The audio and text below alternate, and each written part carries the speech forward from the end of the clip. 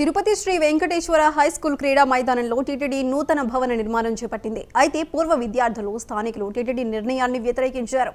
విద్యార్థుల భవిష్యత్తును తీర్చిదిద్దే క్రీడా మైదానాన్ని టీటీడీ నాశనం చేస్తుందని ఆగ్రహం వ్యక్తం చేశారు. స్కూల్ మైదానంలో నిర్మాణాలు నిలిపే వరకు పోరాటం చేస్తామని వారు హెచ్చరించారు.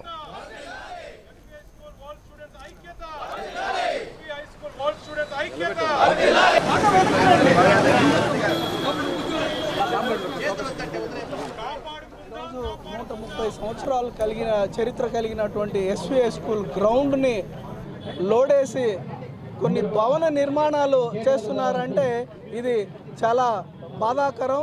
మేమందరం కూడా గతంలో మేము చదువుకున్నప్పుడు పూర్వ విద్యార్థులుగా దాదాపు 75 నుంచి 80వ సంవత్సరం వరకు ఇక్కడ చదువుకున్నప్పుడు మేము మా ఆటలన్నీ కూడా ఈ గ్రౌండ్లోనే సాగేవి. గతంలో ఇదే టీటీడీ కూడా ఎన్నో సందర్భాలు జాతీయ స్థాయిలో, రాష్ట్ర స్థాయిలో ఫుట్బాల్ కావచ్చు, హాకీ టోర్నమెంట్లు నిర్వహించి టీటీడీ నిధులతో నిర్వహించిన సందర్భాన్ని ఆ రోజుల్లో మేము చదువుకునే రోజుల్లో చూసాం.